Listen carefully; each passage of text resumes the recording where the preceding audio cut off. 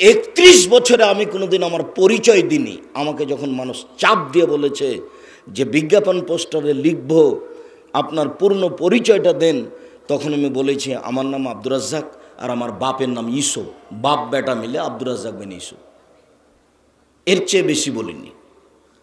আমি কোনোদিন মানুষকে আমার পরিচয় দিয়েছি যে আমি শিক্ষাগত যোগ্যতা আমার এরকম যদি প্রমাণ হয়ে যায়, তাহলে আমি সেদিন থেকে আর কোনোদিন বক্তব্য দেব না। এই মাটি কাটা কলেজের মাঠে আমি বক্তব্য দিতে পারবো না মানে এমন কে আছে যে এখানে বক্তব্য দেওয়ার সাহস রাখে? আমি ছাড়া অন্য আসতে পারে ছেঁচড়া মেচড়া করে, আমি আসবো আসলভাবে। আপনি একটু বলেন না যে আমার একজন বক্তা আছে যে 31 বছরে কোনোদিন অপ্রয়োজনীয় বাক্য বলেনি। আর আপনার সাহস থাকে তো বলেন না। আপনার কোনো বক্তা বলুক নাই 31 বছরে আমি কোনোদিন কেসা কাহিনী বলিনি। 31 বছরে আমি কোনোদিন কেসা কাহিনী বলিনি। আমার বক্তব্যে যদি কোনোদিন কেসা কাহিনী প্রমাণ হয়ে যায় যে আমি জাতির সামনে বক্তব্য দিতে এসে কেসা কাহিনী বলেছি, তাহলে আমি সেদিন থেকে বক্তব্য দেব না।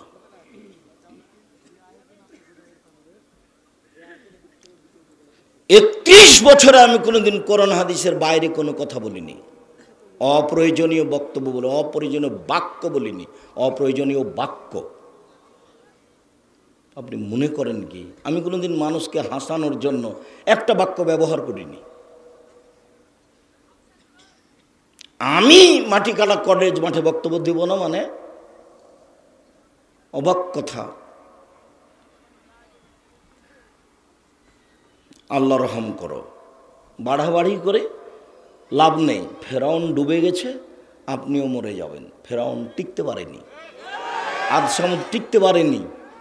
একটু নিজেকে জিজ্ঞাসা করিয়েন যে আমার কাজটা কেমন হচ্ছে, কথাটা কেমন হচ্ছে। আর আপনি এইগুলো করে কয় জায়গায় ঠেকাবেন? কি ঠেকাবেন? কি করতে পারেন আপনি? সম্মানিত দিনী ভাই বোন, ভুল সিদ্ধান্ত থেকে তওবা করে ফিরে আসেন, মানুষকে সম্মান করার চেষ্টা করেন।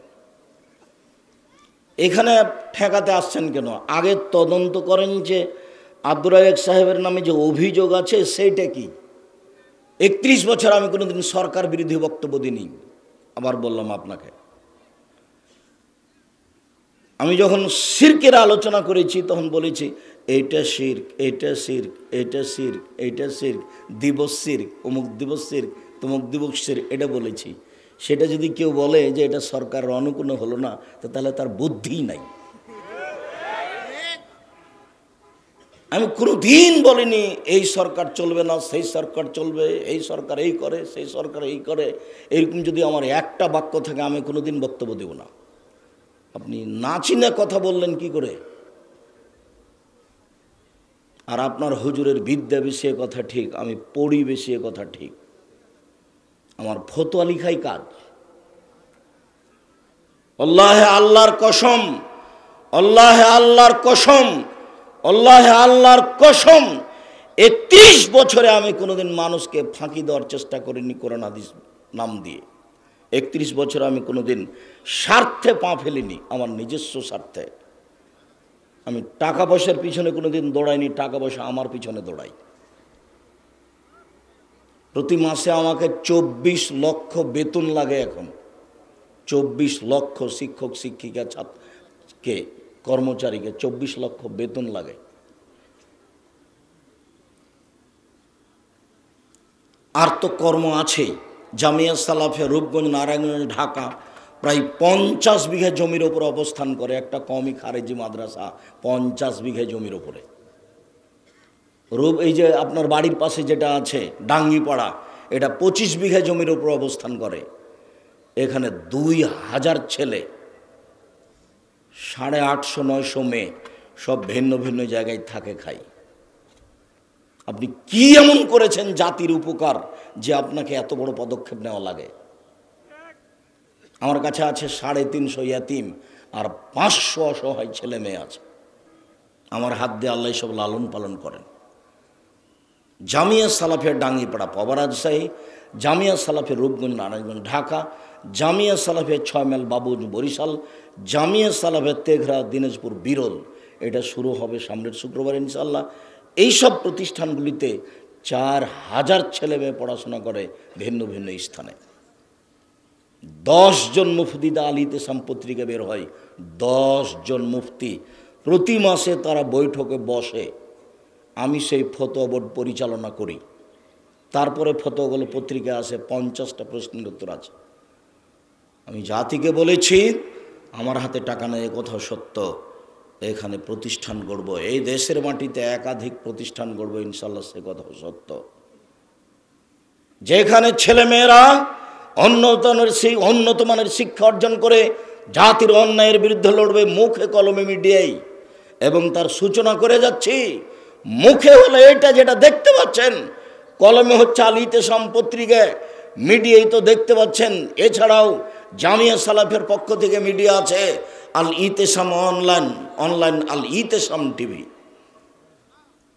আপনি দূর থেকে মন্তব্য করেন কেন? কয়দিন আপনি প্রতিষ্ঠানে গেলেন?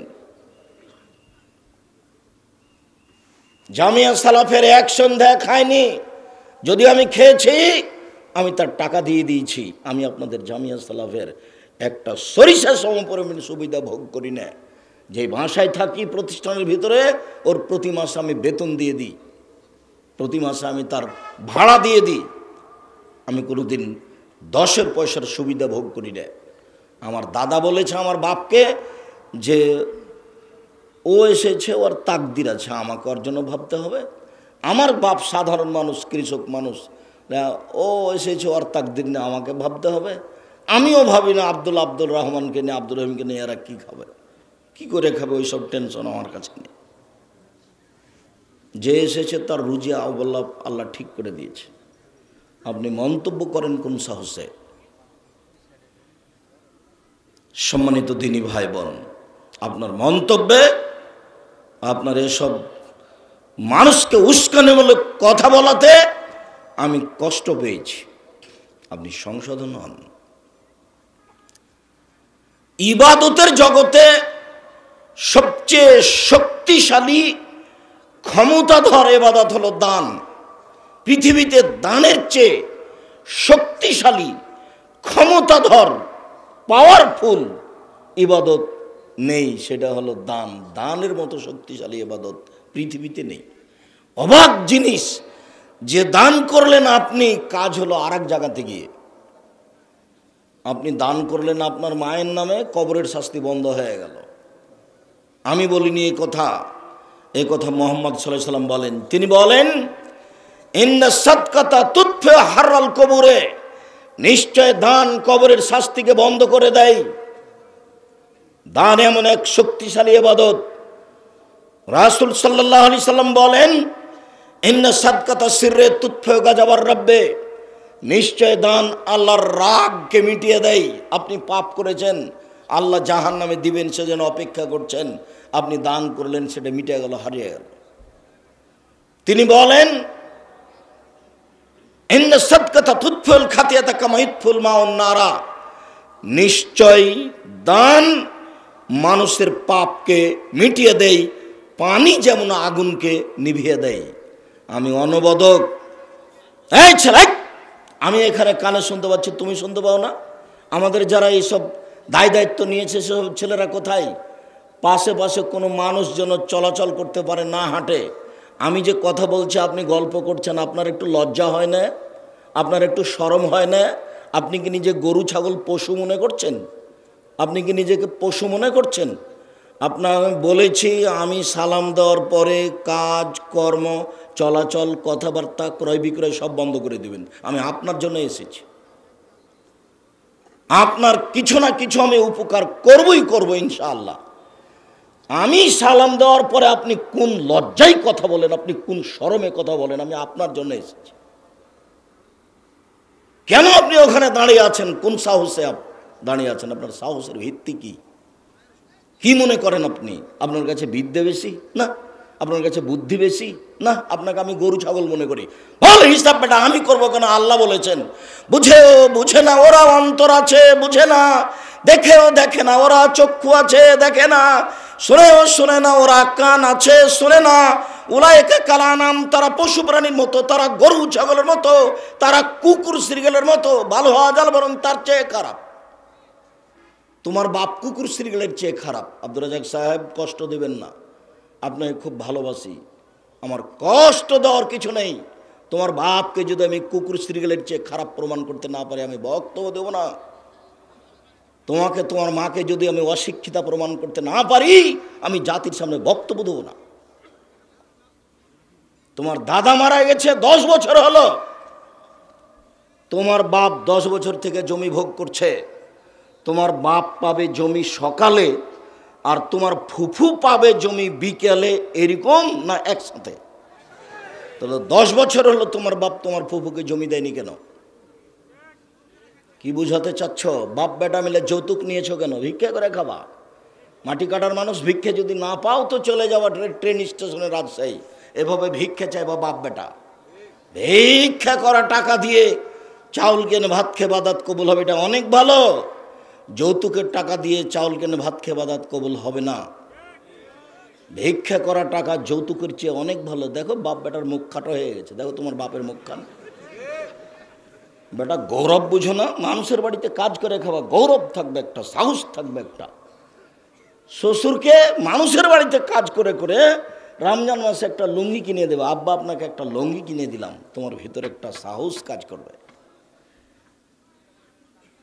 মানুষের কাছে জিনিস নাও কেন? হাত পাতে তো খারাপ। আল্লাহ রাসূল বলছেন যে হাত পাতে, এটা হলো ঘৃণিত হাত, আর যে দেয় দেওয়া হাতটা ভালো। আলিয়াদুলিয়া খায়রুম মিন ইয়াদিস সুফলা, দেওয়া হাতটা ভালো নেওয়া হাতের চেয়ে। কোন শরমে শ্বশুরের কাছে চাইলে জিনিস। আর চাঁপাইনবাবগঞ্জ রাজশাহী জেলার বিবাহের শুরু থেকে নিয়ে শেষ পর্যন্ত একটা কাজও জায়েজ নয়, সবই হারাম। আমার জানা অনুপাতে একটা কাজও জায়েজ নয়, সবই হারাম। আমি সূচনাতে আপনাকে বলছি, এইভাবে সবাই মিলে বউ দেখতে যাওয়া হারাম, এইভাবে বউ বায়না করা হারাম, এইভাবে থোবড়া করা হারাম। সারা গ্রামের লোক ওই বেটি ছেলেটার মুখে ক্ষীর তুলে দিচ্ছে। আরে ক্ষীর তুলে দিতে হয় বউয়ের মুখে, স্ত্রীর মুখে। এ কোন নোংরা নীতি, এ কোন বর্বর জঘন্য নীতি। এই নীতিতে করে পেশাব করে দাও। আর সেদিন তো তোমাকে আমি বলে গেছি, ডুলি বিবি শব্দতে এমনভাবে পেশাব করে দিবা যে 10 বছর 20 বছর পরে মানুষ যেন ডুলি বিবি শব্দ খুঁজে না পায়। কি গো, ডুলি বিবি মানে কি? এরকম যেন হয়ে যায় প্রথম। এতগুলো বেটি ছেলে মহিলা মানুষ কেন যাবে ওখানে? কোন সরমে যাবে? ঢং ঢং করে চলে যাচ্ছে আর ঘুরে বেড়াচ্ছে। কেন যাবে? কোথায় তার প্রমাণ? কোথায় ক্ষীরকাঞ্চির প্রমাণ? কোথায় আমাটার প্রমাণ? কোথায় ছেলের পক্ষ থেকে যা লোক গেছে মেয়ের পক্ষ থেকে তার অর্ধেক আসবে, আর মেয়ের পক্ষ থেকে যা এসে ছেলের পক্ষ থেকে তার ডবল যাবে? কোথায় এগুলো? বিবাহ পড়াতে হবে আগে মেয়ের কাছে, তারপরে ছেলের কাছে। কোথায় এগুলো?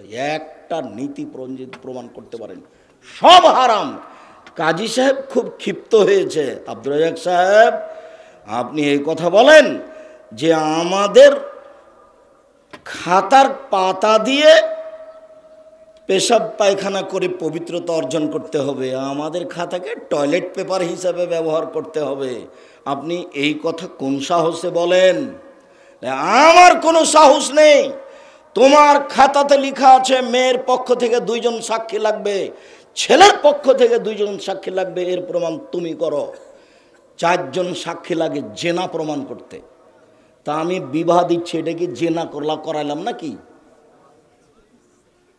কিয়ামত পর্যন্ত সময় থাকলো, বিবাহের জন্য যদি 4টা সাক্ষীর প্রমাণ হয়ে যায়, আমার জীবদ্দশায় প্রমাণ হয়ে গেলে সেদিন থেকে আমি জাতিকে বলবো আসসালামু আলাইকুম, আর ভুল হয়েছে, আমি বাড়ি চলে গেলাম, আর কোনোদিন জাতির সামনে আসবো না।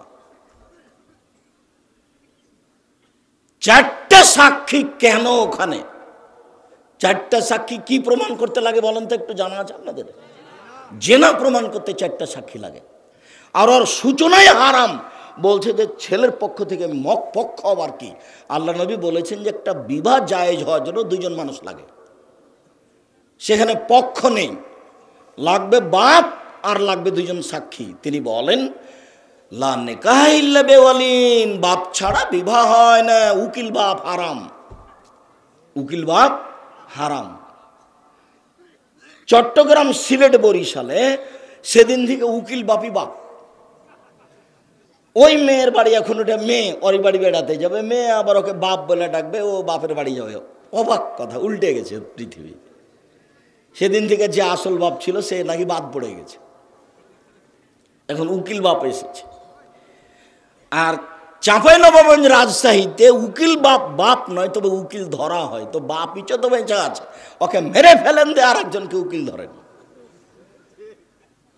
ও বাপই থাকতে আবার উকিল বাপ আসলো কেন? একেবারে নোংরা, একেবারে হারাম, একেবারে জঘন্য, যার জন্য প্রত্যেকটা নীতি একবারে পেশাব করে দেওয়ার মতো নীতি। এমন কোন মৌলানা আছে, আমি তো বলে আসছি 90 সাল থেকে, কেউ একটু লাভ দিয়ে উঠে বলে না কেন আব্দুর রাজ্জাক সাহেব আপনার কথা ঠিক নয়, আমি এই নীতি কোরআন হাদিস দিয়ে প্রমাণ করে দেব। বললেই তো হয়। দাঁড়ানো তো বহু দূরের কথা, মুখ খোলার ক্ষমতা নাই, মুখ খোলার ক্ষমতা নাই। যা বলছি এটাই চূড়ান্ত, 19-20 হবে না ইনশাল্লাহ। তবে আমি মানুষ, তবে আমি মানুষ, আমি একদিন দেখে সব কথা বলিনি। ইবাদতের জগতের সবচেয়ে শক্তিশালী, পাওয়ারফুল, ক্ষমতাধর ইবাদত দান, এ কথাই ঠিক। এর পরেও আল্লাহ নিজে হাতে দানের নেকি দিবেন না, নিজে হাতে নেকি দিবেন সিয়াম, রোজার। ইবাদতের জগতে সিয়ামের চেয়ে শক্তিশালী কোনো ইবাদত পৃথিবীতে নেই। সালাত এমন একটি ইবাদত যার উপরে নির্ভর করে অন্যান্য ইবাদত। বুঝলাম সবচেয়ে দামি ইবাদত সিয়াম। আব্দুর রাজ্জাক সাহেব, আপনার মুখে এটাই বুঝলাম। এর পরেও বলছি, যদি নামাজ না থাকে, সালাত না থাকে, তাহলে সিয়ামের মতো ইবাদতকে আল্লাহ কেটে দিবেন। এই কথাই ঠিক যে দান সবচেয়ে শক্তিশালী ইবাদত, তবুও যদি নামাজ না থাকে, সালাত না থাকে, তাহলে ওই দানের মতো ইবাদতকে আল্লাহ কি করবেন? কেটে দিবেন, ওটা বাতিল। আব্দুর রাজ্জাক সাহেব, আপনার মুখে শুনেছি আপনি একদিন বলছিলেন যে লাইসা শাইউন আকরামা ইনদাল্লাহি মিনাদ দুআয়ে, চাওয়া, ভিক্ষা করা আল্লাহর কাছে, আল্লাহর কাছে চাওয়া কাজটা আল্লাহর কাছে যত প্রিয়, পৃথিবীর কোনো কাজ আল্লাহর কাছে তত প্রিয় নয়। মানুষের কাছে চাইলে মানুষ ক্ষেপে যায়, আর আল্লাহর কাছে চাইলে আল্লাহ খুশি হন। দুটো বাক্য মনে রাখবেন। মুরব্বী, এদিকে খেয়াল করেন। এই ছেলে, তোমাকে এত শক্তভাবে বলার পরেও কি তুমি কথা বলছো? তুমি কি আসলেই গরু ছাগল হয়ে গেছো? তোমার কাছে বড় মোবাইল থাকে, ল্যাংটা বেটি ছেলেকে দেখে, জেনা দেখে তুমি চক্ষু ঠান্ডা করো, তুমি কলিজা ঠান্ডা করো, এই দিয়ে তুমি দেখাতে চাচ্ছ যে আমি শিক্ষিত যুবক। তোমাকে তো আমি সেদিন বলে গেছি যে তুমি বড় মোবাইল আর কাছে রাখবা না কোনো দিন, বড় মোবাইলে পেশাব করে দিবা। বড় মোবাইল তোমাকে ধ্বংস করেছে, তোমার বাপকে ধ্বংস করেছে, তোমার মাকে ধ্বংস করেছে, তোমার বংশকে ধ্বংস করেছে। তুমি বড় মোবাইলে দিন রাত ল্যাংটা মেয়েকে দেখছো, কলিজা ঠান্ডা করছো, চক্ষু ঠান্ডা করছো, আর জান্নাত কিনতে চাচ্ছ। জান্নাতের মেয়ে পড়ে আছে, জান্নাতের মেয়ে অত সহজ নয়। এই মেয়ে, তোমাকে বলছি, তুমি একটা মেয়ে মানুষ, তোমার হাতে বড় মোবাইল কেন? তোমার ওই মোবাইলে ল্যাংটা মেয়ে নাচে কেন? তোমাকে খারাপ লাগে না? তোমার একটু শরম হয় না? তোমার একটু হায়া হয় না? তোমার একটু লজ্জাবোধ হয় না? তুমি কি করো?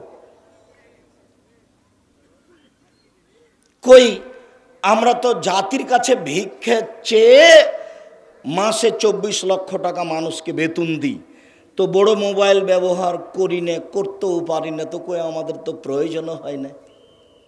তুমি কি করো ওই মোবাইল দিয়ে? তোমার হাতে, তুমি মেয়ে মানুষ, তোমার হাতে এই মোবাইল কেন? ও দিয়ে তুমি কি করো? বলে আব্দুর রাজ্জাক, সেই দিয়ে আমি একটু বই পুস্তক ঠিক করি, অনলাইনে পড়ি। তুমি অনলাইনে শুধু পড়ো আর কিছু করো না? তুমি শয়তানকে চিনো?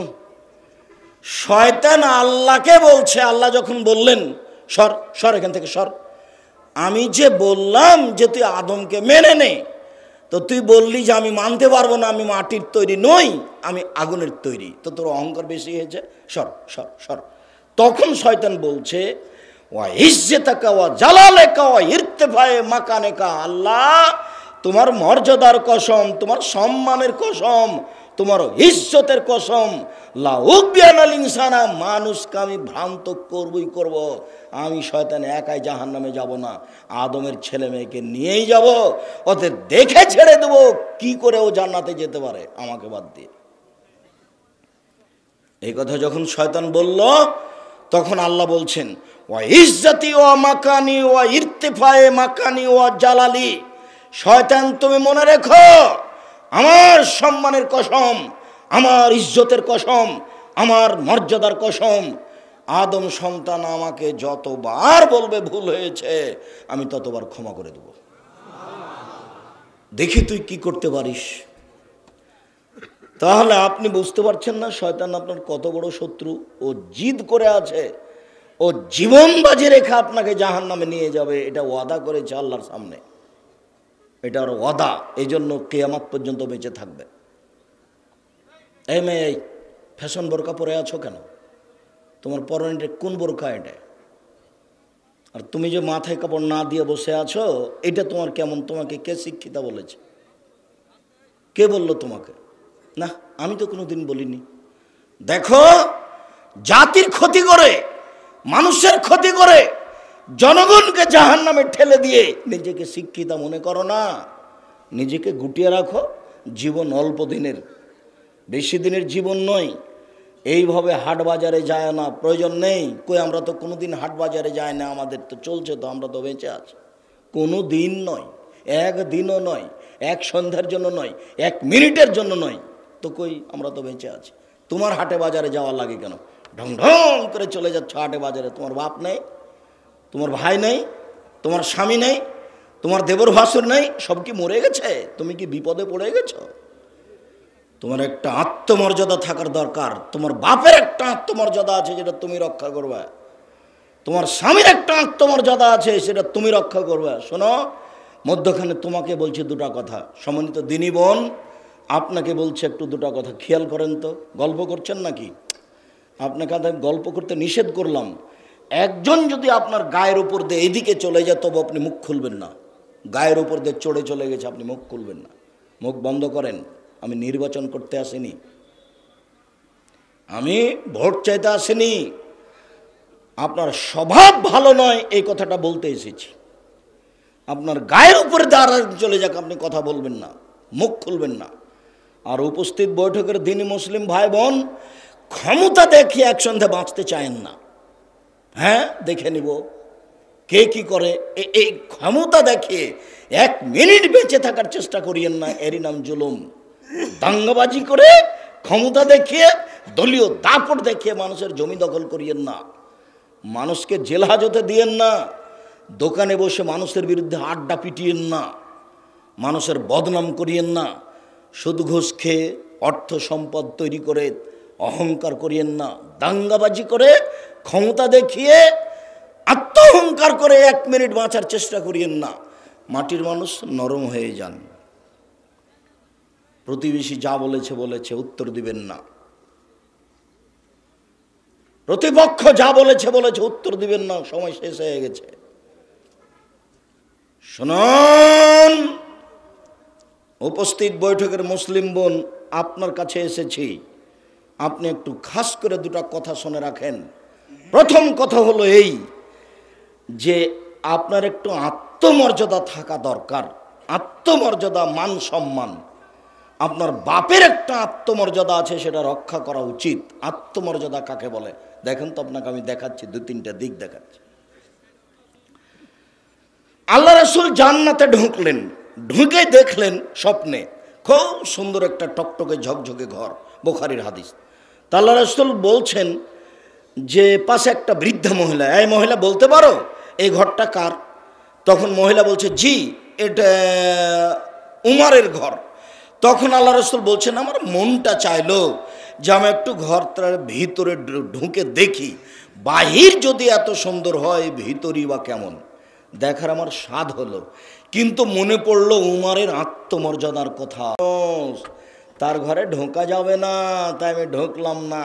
সকালে উমারের সাথে দেখা হয়ে গেল, উমার আমি জান্নাতে ঘোরার সময় দেখলাম তোমার একটা ঘর, আমার মনটা চাইলো তোমার ঘরে ঢুকি, কিন্তু তোমার আত্মমর্যাদাকে হিসাব করে আমি ঢুকতে পারিনি।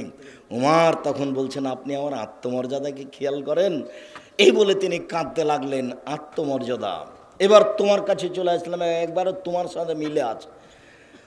আবু বকর সিদ্দিক রাদিয়াল্লাহু তাআলার মেয়ে আসমা, আসমা গরিব মানুষ, তার স্বামী ও মাঠে কিছু খেজুরের গাছ লাগিয়েছিল, তো খেজুরের আঁটি বোঝাকে মাথায় করে আসমা বাড়ি চলে যাচ্ছে।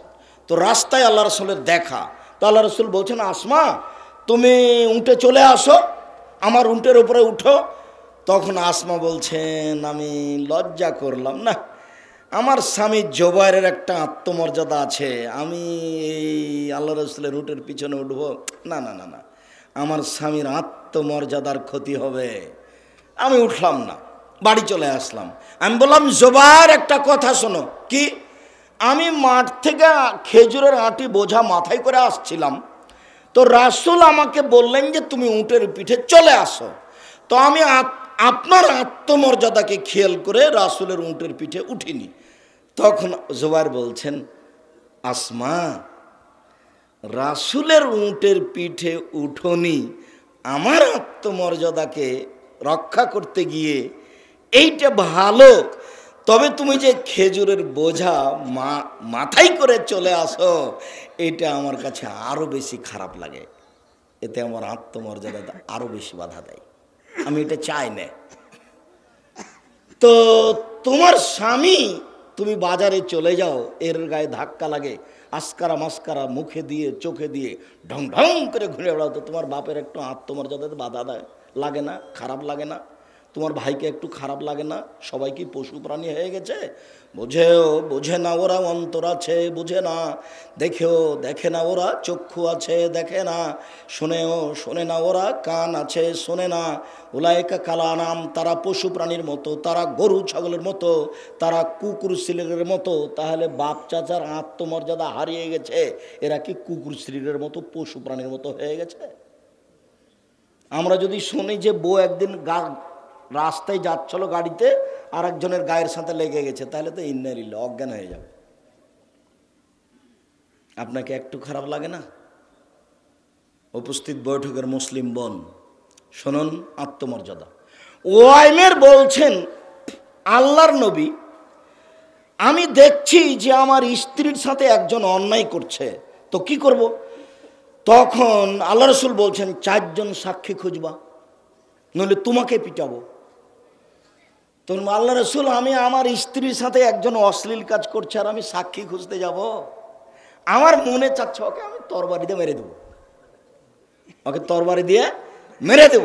তখন আল্লাহ রসুল বলছেন, দেখছো দেখছো দেখছো দেখছো উমাইরের আত্মমর্যাদা, তার একবারে আত্মমর্যাদাতে আঘাত লেগেছে, আমার স্ত্রী অশ্লীল কাজ করছে, সাক্ষী খুঁজতে যাব না, লোকটাকে আগে মেরে দিব। আরে শোনো শোনো, ওয়াইমেরের আত্মমর্যাদা যত, আমার আত্মমর্যাদা তার চেয়ে অনেক অনেক বেশি। আমার আত্মমর্যাদা যত, আল্লাহর আত্মমর্যাদা তার চেয়ে অনেক অনেক অনেক বেশি।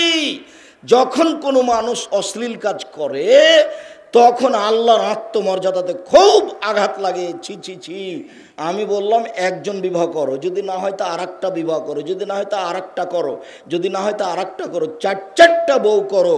আমি তো বললাম, তারপরে তুমি অশ্লীল কাজ করতে গেলে কেন? ও আদমের ছেলে মেয়ে, যখন তুমি অশ্লীল কাজ করতে যাও, তখন আমার আত্মমর্যাদাতে আঘাত লাগে। এটা কে বলছেন? আল্লাহ। কথাটা বলছেন আল্লাহর নবী। এবার আপনাকে আমি সতর্ক করছি। আবু হুরায়রা রাদিয়াল্লাহু তাআলা আনহু বলেন, রাসূল সাল্লাল্লাহু আলাইহি সাল্লাম বলেছেন, 3 শ্রেণীর মানুষ জান্নাতে যাবে না। এক, মদবেনুল খামর, যারা নিয়মিত বিড়ি তামাক জর্দা সিগারেট গুল নেশাদার দ্রব্য খায় পান করে, তারা জান্নাতে যাবে না। আজ থেকে মাটিকাটা এলাকায় সারা গোদাগাড়ি রাজশাহী চাঁপাইনবাবগঞ্জ এলাকায় দোকান আর বিড়ি বিক্রি হবে না, সিগারেট বিক্রি হবে না। তুমি কেমন আত্মার বিরুদ্ধে চলতে পারো তা আজকে দেখা যাবে। তুমি যদি এখান থেকে বের হয়ে আবার সিগারেট ধরাও, তাহলে তুমি ধরে না আমি গরু ছাগলের মতো আমি বুঝেও বুঝি না, আমি পশুর মতো আমি বুঝেও বুঝি না। আমি আসলে মানুষ হয়ে কখন বাদ পড়ে গেছি, মানুষ থেকে আমি কখন বাদ পড়ে গেছি, এটা তো খারাপ। বিড়ি, তামাক, জর্দা, সিগারেট, গুল, নেশাদার দ্রব্য পান করে খায় যে সে জান্নাতে যাবে না। দুই, আর রাজলাতু মিনান নিসায়ে, পুরুষের বেশধারী নারী, যারা পুরুষের জুতা স্যান্ডেল পরে, যারা পুরুষের শার্ট প্যান্ট পরে, যারা পুরুষের পোশাক পরে, তারা জান্নাতে যাবে না। তোমার গায়ে কি পুরুষের পোশাক আছে? তুমি সাবধান হও, তোমাকেই বলছি। তিন, ও দায়ুস আল্লাযী ইউকিরু ফিল খাবাসা, ওই লোক জান্নাতে যাবে না যে দায়ুস। দায়ুসকে যে তার বাড়িতে বেহায়াইয়ের সুযোগ দিয়েছে, যার বউ যার মেয়ে নগ্ন পোশাকে চলে স্কুল কলেজে যায়, ও হচ্ছে দায়ুস। যার স্ত্রী নগ্ন পোশাকে পলে সে হচ্ছে চলে, সে হলো দায়ুস। এ জান্নাতে যাবে না, এই তিন শ্রেণীর মানুষ জান্নাতে যাবে না। সম্মানিত দিনী ভাই বোন, তাহাজ্জুদ পড়েন, নিজেকে রক্ষা করেন। উপস্থিত বৈঠকের দিনী মুসলিম বোন, আপনাকে আর একটা কথা বলে আমি বিষয়ে ফিরে যাই। এই ছেলে, অল্প সময় ধৈর্যের পরিচয় দিবেন। বাইরে একটু চা খেয়ে আসি, বাদাম খেয়ে আসি, এরকম করবেন না, একটু ধৈর্যের পরিচয় দিবেন। আমি কেসা কাহিনী বলতে আসিনি যে আপনি বাহির থেকে বাদাম কিনে নিয়ে আসবেন আর বাদাম খাবেন আর বসে থাকবেন। আমার একটা বাক্যের মূল্য 1 কোটি টাকা হিসাব করে বসে থাকতে হবে। আর নিজেকে মানুষ মনে করিয়েন, ধৈর্যের পরিচয় দিয়েন। ধৈর্য ঘোড়ার ডিম নয়, ধৈর্য শুধু মুখে বলি, তার অবস্থা কোনোদিন দেখলাম না। ধৈর্য কাকে বলে? বউ রান্না করেছে, তরকারিতে লবণ বেশি দিয়ে দিয়েছে, গালি দিয়ে দিলাম, এটাই কি ধৈর্য? হালবাহে এসে দেখি বউ গরুর নাইন্দে পানি দেয়নি, তখন পিটিয়ে দিলাম, এটাই কি ধৈর্য? ধৈর্য কি জিনিস? ধৈর্য কাকে বলে? ধৈর্য কি শুধু শব্দ, না এর কোনো বাস্তবায়ন আছে? তো তুমি, আমি কথা বলছি, তুমি ওই বাইরে হেঁটে গিয়ে চা খেতে যাচ্ছ, এটা কোন ধৈর্য? এটা কোন ধৈর্য? ধৈর্যের পরিচয় দিতে হবে একটু, যে ধৈর্য একটা জিনিস যেটা মানুষ বাস্তবায়ন করতে পারে, পশু পারে না। আল্লাহ বলেননি মানুষকে গরু ছাগল, বলেছেন গরু ছাগলের মতো। তার মানে গরু ছাগল কখনোই ধৈর্য ধারণ করতে পারবে না। পারবে কে? মানুষই পারবে। তাই আল্লাহ বলছেন ও গরু ছাগলের মতো। মানুষ গরু ছাগল নয়, গরু ছাগলের মতো। যখনও ধৈর্য ধারণ করে না তখনও গরু ছাগলের মতো। উপস্থিত বৈঠকের দিনই মুসলিম বোন একটু শোনেন। রাসূল সাল্লাল্লাহু আলাইহি ওয়াসাল্লাম বলেন, সিলফানে মিন আহলিন নার লাম আরাহুমা, 2 শ্রেণীর মানুষ আছে ওরা জাহান্নামে যাবে, আমি তাদের দেখিনি। 2 শ্রেণীর মানুষ আছে ওরা জাহান্নামে যাবে, আমি তাদের দেখিনি। 2 শ্রেণীর মানুষ আছে ওরা জাহান্নামে যাবে, আমি তাদের দেখিনি। এক, কওমুন মাহুম সিয়াতুন, 1 শ্রেণীর মানুষ তাদের হাতে থাকবে লাঠি। 1 শ্রেণীর মানুষ তাদের হাতে থাকবে লাঠি, কাজ নাবিল বাকারে, গাভীর লেজের মতো। এজরেবুনা বিহান নাস, তারা মানুষকে মারবে। লাঠি থাকবে হাতে গাভীর লেজের মতো, একদিক মোটা একদিক চিকন, তারা মানুষকে মারবে। এরকম লাঠি থাকে প্রশাসনের লোকের হাতে, এরকম লাঠি থাকে যারা কলেজ বিশ্ববিদ্যালয়ে পড়ে মারামারি করে, এরকম লাঠি থাকে যারা দলীয় দাপট দেখা দেয় যে তাদের হাতে। যাদের হাতে এরকম লাঠি থাকবে ওরা জাহান্নামে যাবে, ওদের আমি তাদের দেখিনি। 2, নিসাউন, মহিলা, কাসিয়াতুন, কাপড় পরে থাকে, আরিয়াতুন, উলঙ্গ। দেখো তো তোমার কাপড়টা এরকম কিনা। আপনি একজন মুসলিম বোন, আপনি যে ছোট ব্লাউজ পরে আছেন, তো এইখান থেকে নিয়ে কবজি পর্যন্ত এটুকু ফাঁকা, এটুকু কি? এটুকু আপনার শরীরের অঙ্গ নয়? আপনি যে ছোট ব্লাউজ পরে আছেন, পেট দেখা যায়, এটুকু কি? এটুকু আপনার শরীরের অঙ্গ নয়? আপনি যে শাড়ি পরে আছেন, মোজা পরেননি, আপনি যখন অটোতে উঠতে যান তখন হাঁটু পর্যন্ত দেখা যায়, আপনার শরম বোধ হয় না? আমি শাড়ি পরা হারাম বলিনি, আমি বলেছি সালোয়ার কামিজ মেক্সি চাদর পরেন। শাড়ি যদি পরেন তাহলে 2 ছাড়ের ব্লাউজ পরতে হবে, এ কথা বলেছি। শাড়ি যদি পরে বাড়ি থেকে বের হন তাহলে পায়ের মোজা পরতে হবে, নইলে যখন আপনি অটোতে উঠবেন, রিক্সাতে উঠবেন, তখন পা হাঁটু পর্যন্ত দেখা যাবে আপনি একটা মহিলা মানুষ। আপনার অঙ্গ যদি দেখা যায় তাহলে এই পোশাক উলঙ্গ পোশাক। আর যেগুলো পরে আমাদের মেয়েরা স্কুল কলেজে যাচ্ছে, এটা তো পোশাক নয়, এটাই ল্যাংটা পোশাক, যা দিয়ে শরীরের অঙ্গ প্রত্যঙ্গ বোঝা যায়। এটা পোশাক আল্লাহ রাসূল বলেননি। রাসূল সাল্লাল্লাহু আলাইহি ওয়াসাল্লাম বলেন, নিসাউন মহিলা, কাশিয়াতুন কাপড় পরে থাকে, আরিয়াতুন উলঙ্গ, মমিলাতুন ওরা পুরুষকে নিজের দিকে আকৃষ্ট করে। ওরা যখন হাঁটে তখন পুরুষেরা তাদের দিকে দেখতে থাকে। মায়লাতুন ওরা নিজেরা আকৃষ্ট হয়। যখন রাস্তায় হাঁটে ওরা তখন কেন জানি কেমন কেমন করে, আনছান আনছান করে।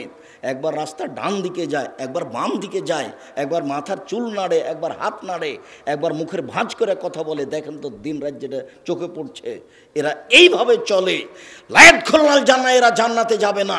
ওলা ইয়াজিদনা রিহাহা, জান্নাতে তো যাবে না, যাবেই না, জান্নাতের গন্ধ পাবে না। ফাইনা রিহা লা তুজাদু মিন মাসিরাতে কাদা ওয়া কাদা, যে জান্নাতের গন্ধ পাওয়া যায় 1 বছরের দূরত্ব পথ থেকে।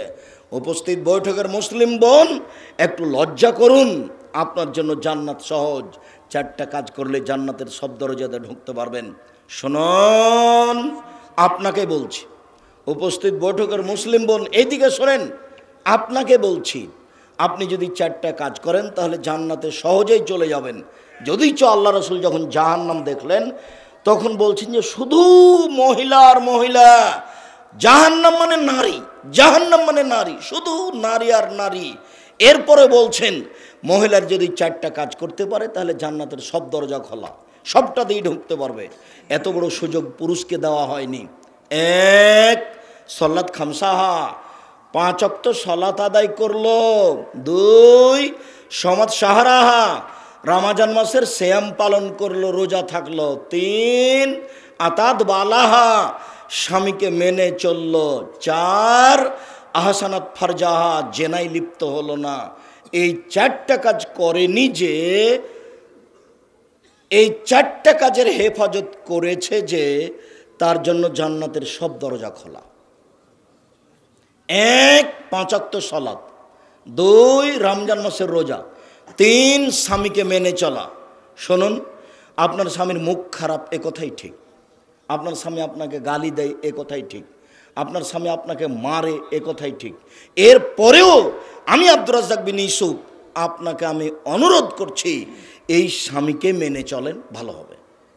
এই স্বামীকে বাদ দিয়ে আপনি আরেকটা সংসার করবেন, সেটা ভালো হবে। এটা কি করে আপনি বুঝলেন?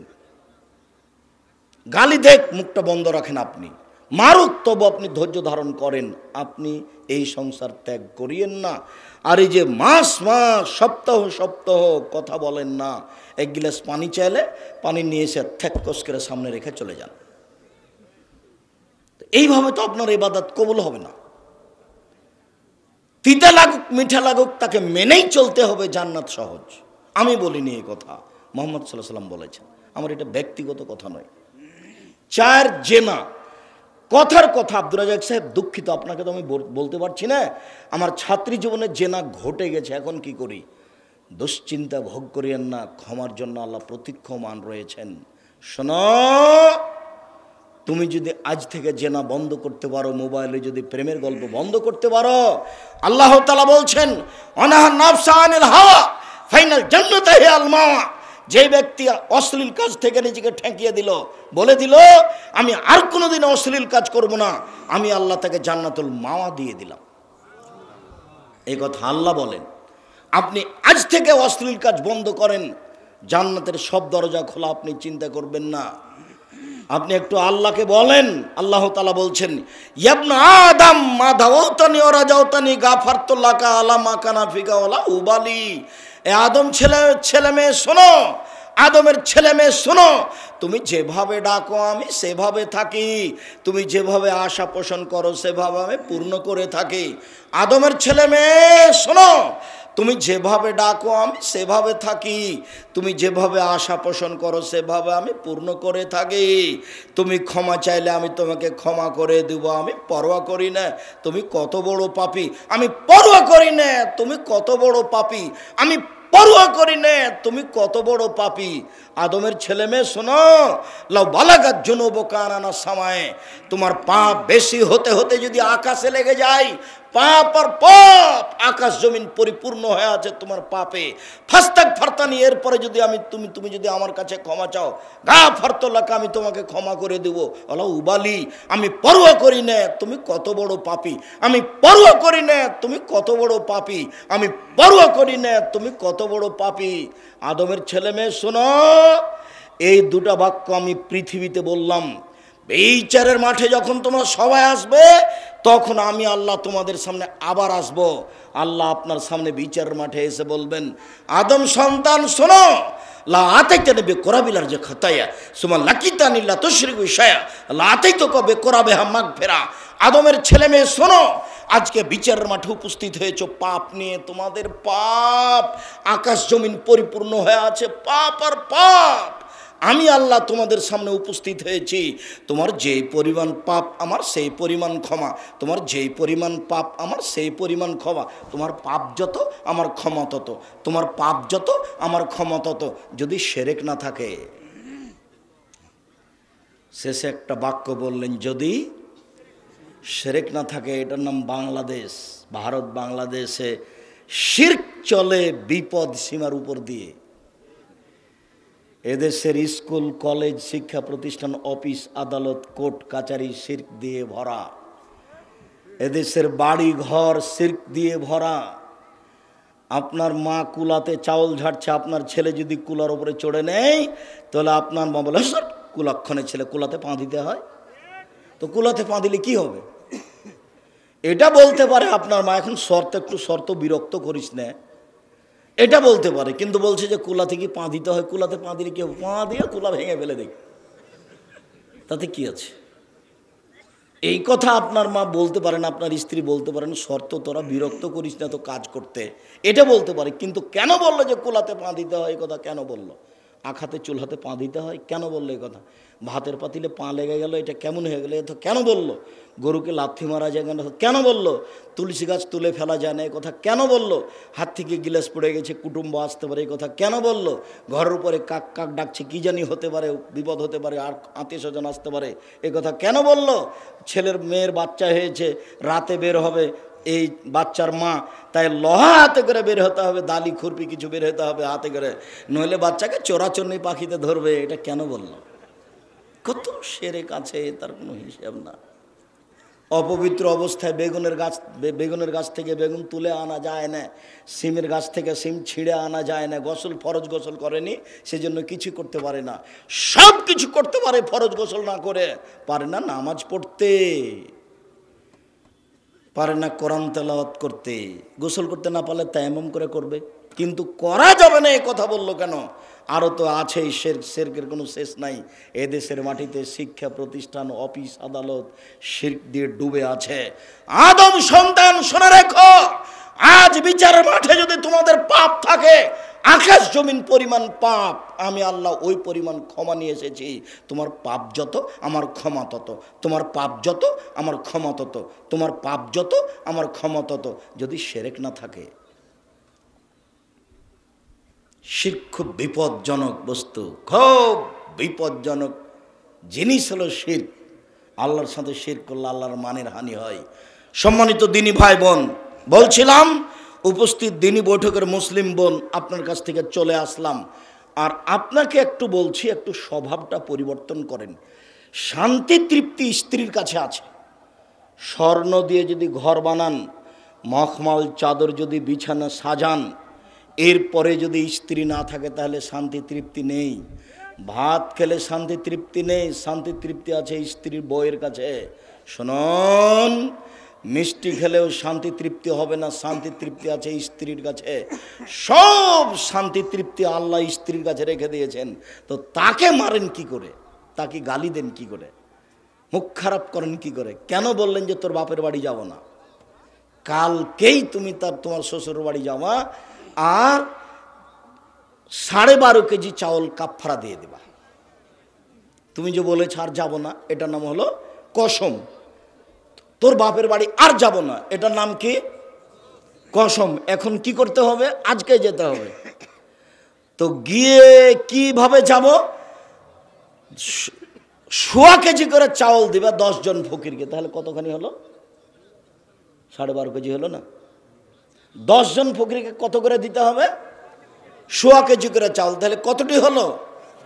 12.5 কেজি চাউল ফকিরকে দিয়ে আজকে শ্বশুর বাড়ি যেতে হবে। আর শ্বশুর বাড়ির যাব না এরকম রাগ করবেন না। জামাইরা রাগ করে বিবাহের সময়, বলে এইটা হবে না, এইটা হবে না, ঠ্যাং উল্টে দিয়েছে বেকু। আজকে তোমার শ্বশুর বিপদে পড়েছে, আজকে তুমি সহযোগিতা করো, এত ঢং কেন? এরকম স্বভাব কেন? এসব স্বভাব আমাকে খুব ঘৃণা লাগে, খারাপ লাগে। এটা আপনি কেন করবেন? একটু ভালো হয়ে যান, 5 ওয়াক্ত সালাত আদায় করেন, একটু ভালো হয়ে যান, ভালো হবে।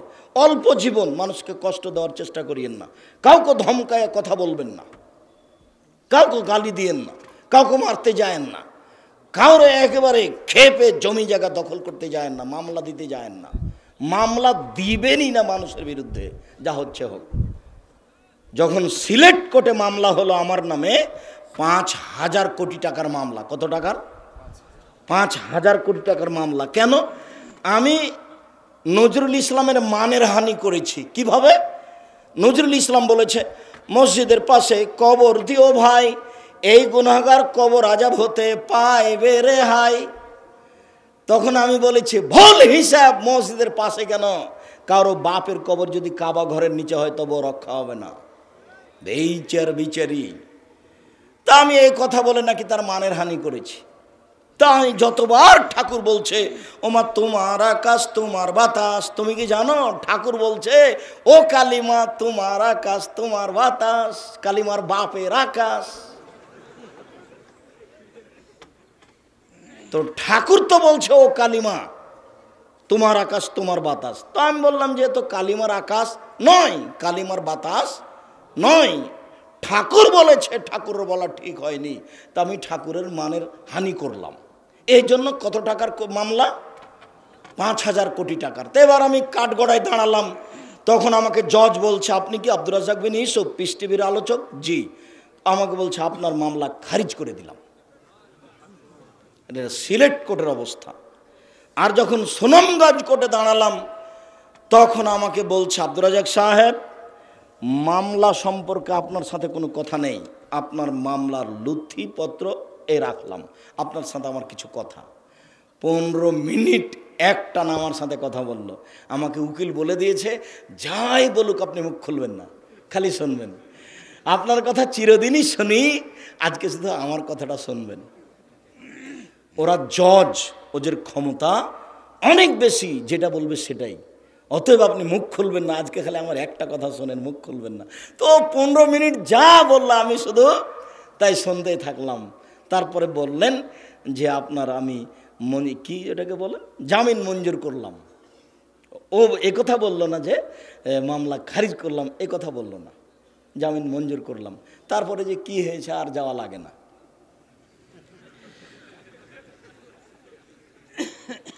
সম্মানিত দিনী ভাই বোন, বলছিলাম মানুষের মান সম্মানে কোনোদিন যাবেন না আঘাত করতে, তার নাম জুলুম। বিচারের মাঠে বিচার দেরি হয়ে যাবে। একজন মুরব্বী মানুষকে যদি ধমকে বলেন, জান এখান থেকে, কেন এসছেন এখানে, তাহলে তার মান সম্মানের হানি হলো। এটা হলো মানুষের মান সম্মানের হানি, এটা জুলুম। একটার কারণে আপনার বিচার যদি একদিন দেরি হয় তাহলে 50,000 বছর, আর যদি 3 দিন দেরি হয় তাহলে 1.5 লক্ষ বছর বিচার দেরি হয়ে গেল। জানি না আপনার বিচারের মাঠ কত কঠিন হবে। আর যারাই জালেম তাদের বিচার দেরিতে হবে। যারা জাকাত দেয় না তারা ফকিরের মাল মারে খায়। যারা ওষুধ জাকাত দেয় না তারা কার টাকা মারে খায়? ফকিরের। ওরাও জালেম, ওদের বিচার দেরিতে হবে। আল্লাহ রাসূল বলছেন, হাত্তা ইউজাবানান নাস, যতক্ষণ পর্যন্ত মানুষের বিচার না হচ্ছে ততক্ষণ পর্যন্ত আপনার এই অবস্থা চলবে। আপনি অপেক্ষা করুন, আপনার বিচার লেট হয়ে গেছে। একদিন লেট হলে 50,000 বছর, যদি 3 দিন লেট হয় 1.5 লক্ষ বছর। আর ভালো মানুষের বিচারের সময়সীমা কতটুকু? আহারে, ভালো মানুষের বিচারের সময় কতটুকু? 1 ওয়াক্ত সালাত আদায়ের সমান। 1 ওয়াক্ত সালাত আদায়ের সমান ভালো মানুষের বিচার কতক্ষণ হবে?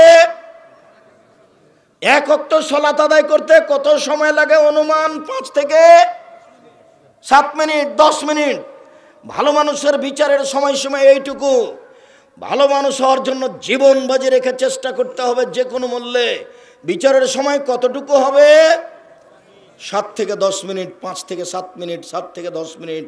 ভালো মানুষের বিচারেই একটু লেট হয়ে গেলে 50,000 বছর, 3 দিন লেট হয়ে গেলে 1.5 লক্ষ বছর। বিচারের মাঠ বড় জটিল, বিচারের মাঠ বড় হালকা। ভালো মানুষের কবরের শুয়ে থাকার সময়সীমা কতটুকু? বাসর রাতের সমান। 50,000 বছর আগে যে মারা গেছে ও যদি ভালো হয় তো কিয়ামতের মাঠে যখন উঠবে তখন বলবে, আরে এই তো রাত 3টের সময়তে ঘুমালাম স্ত্রীর সাথে কথা বলে, ঘুমাতে ঘুমাতে উঠাতে হচ্ছে কেন? আল্লাহ রাসূল বলছেন, লাইকে জোহা ইল্লা আহবাহালি এলাইহে নাম কানামাতিল আরুসে। উত্তর সুন্দর হয়ে গেছে, কবরে তোমার উত্তর সুন্দর হয়ে গেছে। তুমি ঘুমিয়ে যাও বাসর রাতের ঘুমানোর মতো।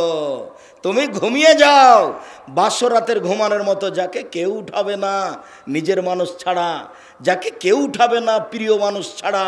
এই কথা মুহাম্মদ সাল্লাল্লাহু আলাইহি সাল্লাম বলেন। শুনুন, বাসর রাতে 10টা পর্যন্ত গল্প হলো, 11টা পর্যন্ত।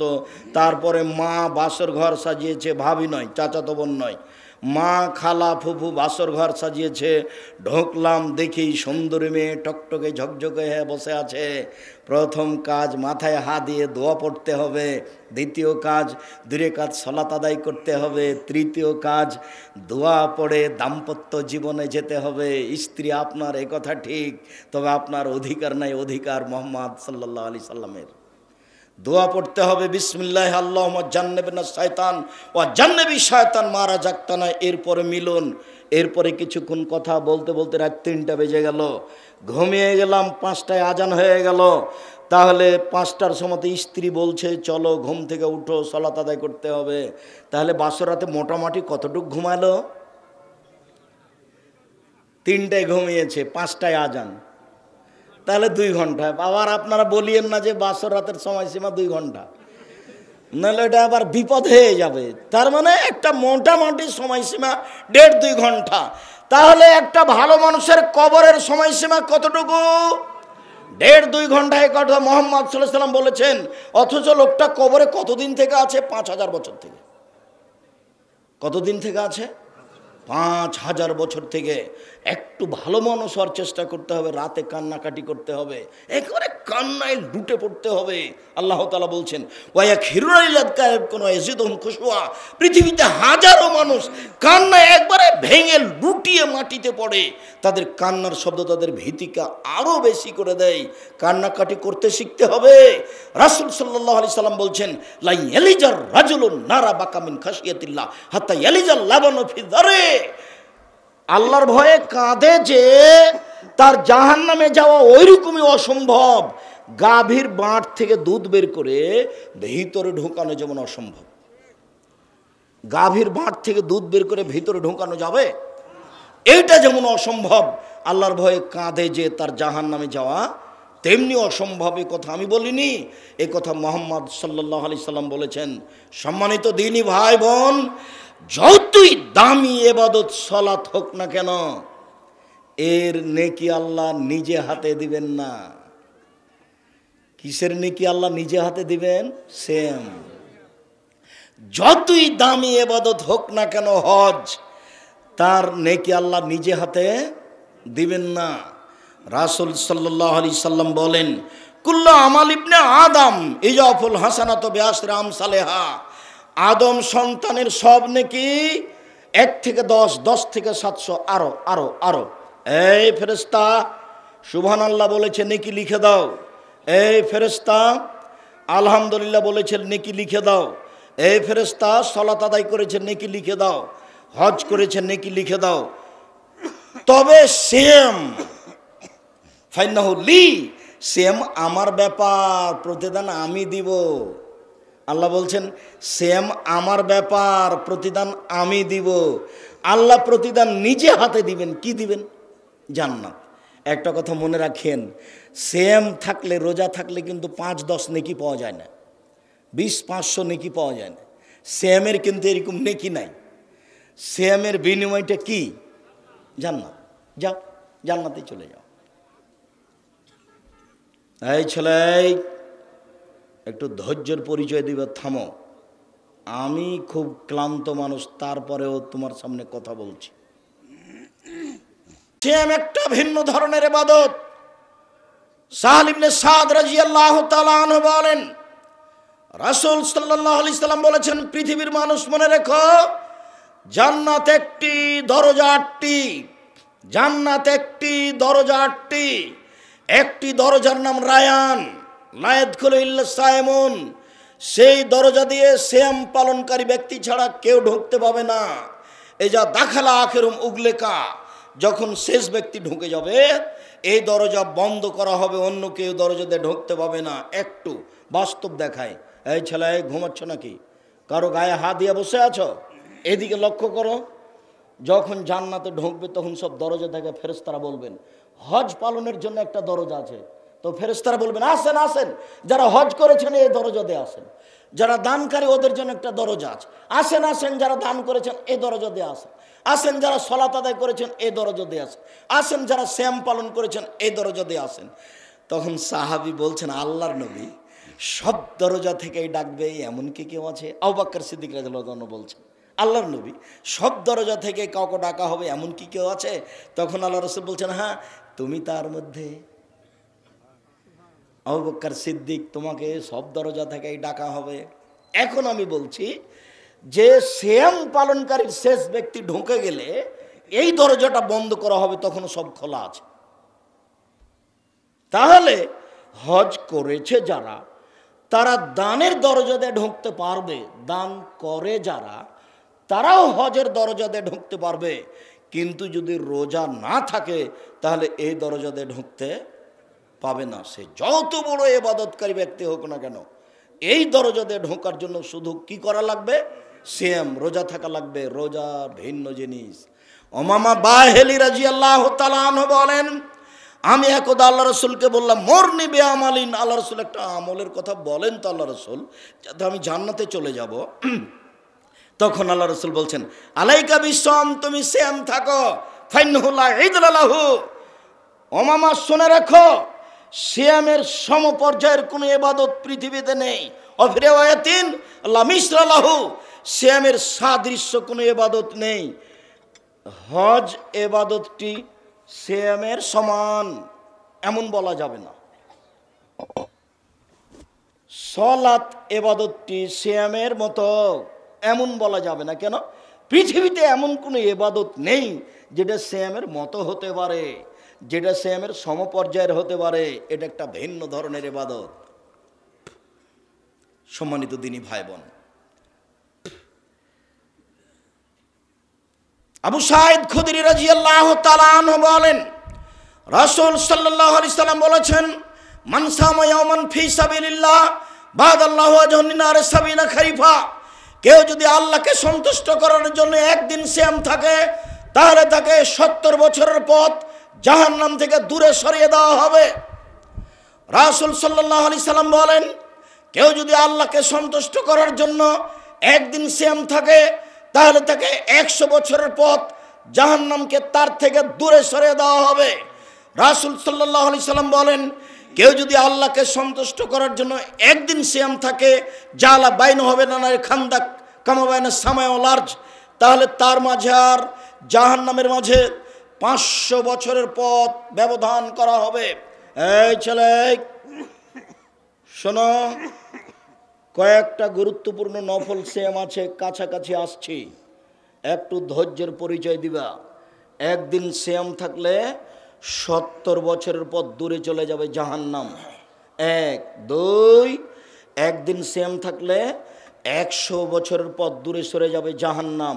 3, একদিন সিয়াম থাকলে 500 বছরের পথ দূরে সরে যাবে জাহান্নাম। ফলাফল, একদিন সিয়াম থাকলে মানুষ জান্নাত পাবে। ফলাফল, একদিন মানুষ সিয়াম থাকলে জান্নাত পাবে।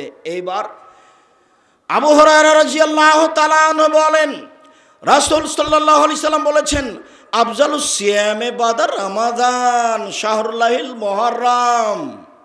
রমজানের পরে সবচেয়ে দামি সিয়াম হলো মুহররমের সিয়াম, নফল সিয়াম।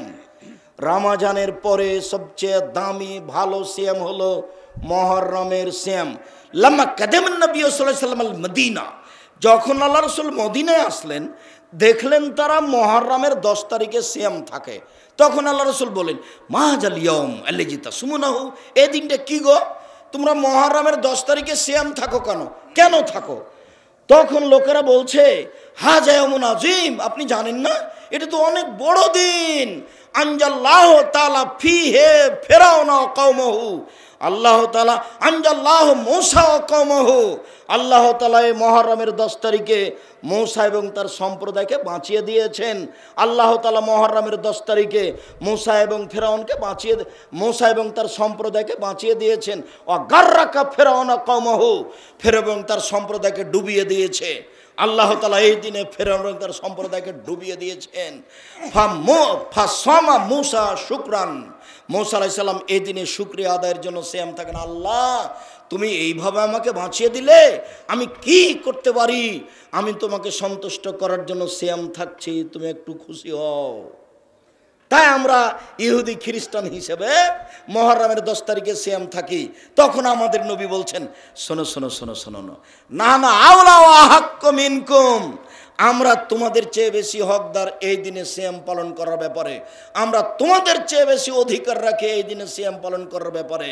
ফাসামা রাসূলুল্লাহ সাল্লাল্লাহু আলাইহি ওয়াসাল্লাম, আল্লাহ রাসূল মুহররমের 10 তারিখে সিয়াম থাকলেন আর সিয়ামের আদেশ করে দিলেন। তখন জনগণ বলল, আল্লাহ নবী কেমন হলো এটা, আল্লাহ রাসূল কেমন হলো এটা, আপনি বলেছেন ইহুদি খ্রিস্টানদের বিরোধিতা করতে হবে, আপনি আবার মুহররমের 10 তারিখে সিয়াম থাকবেন, ওরাও থাকে আমরাও থাকলাম, ওরাও থাকে আমরাও থাকলাম, তাহলে কি বিরোধিতা হলো? তখন আল্লাহ রাসূল বলছেন, শোনো শোনো শোনো, লাইন বাকিতা সানাতাল কাবেলা লা সুমান্না তাসিয়া, আমি যদি সামনে বছর বেঁচে থাকি তাহলে 9 তারিখও সিয়াম থাকবো। শুনে রেখো, 9 তারিখ হবে বিরোধিতা, 10 তারিখ হবে শুকরিয়া। এই ছেলে, তুমি যে এখন উঠে গিয়ে দোকানের সামনে দাঁড়িয়ে আছো, তুমি কি আমার এই বাক্যটা বুঝতে পারলে আমি কি বললাম? তোমার একটা শরম বোধ হয় না? তোমার একটু কথাকে মূল্যায়ন করার মতো ইতস্তবোধ হয় না? আমি যে বললাম এখন দেখো তো তুমি কি বললাম। আমি 9 তারিখ সিয়াম থাকবো কেন? ইহুদি খ্রিস্টানদের বিরোধিতা করার জন্য। 10 তারিখ সিয়াম থাকবো কেন? শুকরিয়া আদায়ের জন্য। কিসের শুকরিয়া? কিসের শুকরিয়া? মূসা আলাইহিস সালামকে আল্লাহ বাঁচিয়ে দিয়েছেন আর ফেরাউনকে আল্লাহ ডুবিয়ে দিয়েছেন, এই জন্য। তাহলে হোসাইন মুহররমের 10 তারিখে শহীদ হয়ে গেছেন এই জন্য নয়। বুঝা গেল না কথা? হোসাইন মুহররমের 10 তারিখে শহীদ হয়েছেন এই জন্য নয়। ও তো প্রায় মিথ্যা কথা দিয়ে জড়ানো আছে। ফাতেমা কান্দিয়া কয়, আজ বুঝি হুসাইন কারবালাতে শহীদ হয়। ফাতেমা কান্দিয়া কয়, আজ বুঝি হুসাইন কারবালাতে শহীদ হয়। বরফ বিক্রি করছে সে লোকটা বলছে। তো যেই দিন হুসাইন রাদিয়াল্লাহু তাআলা আনহু ইরাকের মাটিতে কারবালার মাঠে শহীদ হন, তার 49 বছর আগে ফাতেমা মারা গেছে। কতদিন আগে? 49 বছর আগে। তো আজকে ফাতেমা কাঁদবেন কি করে? এর নাম বক্তব্য। চাঁপাই নবাবগঞ্জের বক্তব্য, তাফসির মাহফিল। বেটা তাফসির মাহফিল করছে এইসব লেখার কাহিনী দিয়ে। মুফাসসিরও জানে না যে কি বলছি, জনগণও জানে না যে কি বলছি। আন্ধা কো আন্ধা পাড়াতা হয়। তোমার গায়ে একটু বাধা লাগে না, তোমার গায়ে একটুকু রক্ত নেই, সব পুজ। আমার গায়ে একটু বাধা লাগে, আমি এরকম তাফসির মাহফিল সহ্য করি না। তোমার মুফাসসিরকে আমি খুব ভালোভাবে জানি। আমি বলিনি ইনি, আমি বলেছি 98% জন মুফাসসির মিথ্যুক। আমি বলিনি ইনি মিথ্যুক। আমি বলেছি 95% জন বক্তা মিথ্যুক। আমি বলিনি ইনি মিথ্যুক। আমার এই 31 বছর আমি কোনোদিন কাউকে বলিনি যে আপনি মুফাসসির আপনি মিথ্যুক, এ কথা বলিনি। আমি 31 বছরে কোনোদিন বলিনি যে আপনি বক্তা আপনি মিথ্যুক, এ কথা বলিনি। তোমার যদি সাহস থাকে তাহলে তুমি বলো, আব্দুর রাজ্জাক সাহেব আমার মুফাসসির কালকে তাফসির করে গেছে, কোনটা মিথ্যা একটু দেখান তো। তাহলে তোমাকে দেখানোর জন্য আমি প্রস্তুত আছি, কথায় কথায় পাতায় পাতায় দেখবো। এরকম তাফসিরের নাম মানুষের সামনে দিন প্রচার নয়। মানুষের সামনে দিন প্রচার হচ্ছে ওয়াজ নসিহত, সালাতের উপরে কথা, হজের উপরে কথা, খাওয়া পান করার উপরে কথা। এর নাম হচ্ছে উপদেশ। কি যে বললো ঘন্টার ঘন্টা এইসব জুলেখার কাহিনী বলতে বলতে, আর আমরা বাদাম খেতে খেতে বাদাম যা কিনেছিলাম সব শেষ। ও আবার শেষে বলছে যে তাফসির তো করলাম, 2 দিন লাগবে আরো তাফসির করতে। আল্লাহর কসম, ওরকম তাফসির পৃথিবীর কোনো মুফাসসির করেনি। আপনারা যদি বাস্তব পরীক্ষা করেন তো তাফসির ইবনে কাসির বাংলা পাওয়া যায়। আপনি মুফাসসিরকে ওইদিকে তাফসির করতে লাগাবেন আর বলবেন সূরা বাকারার 15 নম্বর আয়াত থেকে আপনি তাফসির করেন, আর আপনিও বাংলা তাফসির ইবনে কাসির দেখতে থাকবেন। এক জায়গা তো মিল খাবে না গো, এক জায়গা তো মিল খাবে না। আন্ধাকে আন্ধা পড়াতে হয়, অন্ধকে অন্ধ পড়াচ্ছে। আর আমাদের ছেলেরা বলছে আব্দুর রাজ্জাক সাহেব আমাদের তাফসির মাহফিলে আসবেন, আমাদের তাফসির কমিটির সভাপতি নেই, সেক্রেটারি নেই। আপনারা 1 বছরের জন্য টাকা দান করেন, সামনে বছর আনতে হবে। কত যে টাকা পয়সা উঠাচ্ছে, কি যে হবে তোমাদের আমি নিজে বুঝি। আমি একবার চিন্তা করি, মানুষ যে আমাকে নিজে থেকে কিছু টাকা পয়সা দিল বক্তব্য দিতে গিয়ে, এইটা যদি বিচারের মাঠে আল্লাহ ধরে তা আমি কি বলবো। তবে আমি কোনোদিন চাইনি, আমি কোনোদিন বলিও নি। যখন কিছুই দেয়নি তো আমি গাড়ি ধুটে চলে আসছি রংপুর থেকে। তো আমি মনে করছি এই সময়তে যদি আমার মুখটা একটু বিবর্ণ দেখে তাহলে আমি প্রমাণ করে দিলাম যে আমি টাকার পিছনে দৌড়াই। আমি বলেছি যারা আমাকে 1 টাকাও দেয়নি, একবারে রংপুর থেকে পাঠিয়ে দিয়েছে, ময়মনসিংহ থেকে পাঠিয়ে দিয়েছে, মানিকগঞ্জ থেকে পাঠিয়ে দিয়েছে, 1টা টাকাও দেয়নি, ওরা যদি আমার মুখের বিবর্ণ প্রমাণ করতে পারে আমি জাতির সামনে কথা বলবো না। ওরা যদি আমার মুখের বিবর্ণ প্রমাণ করতে পারে, আমি টাকা পয়সার পিছনে কোনোদিন ঘুরিনি, টাকা আমার পিছনে ঘুরে।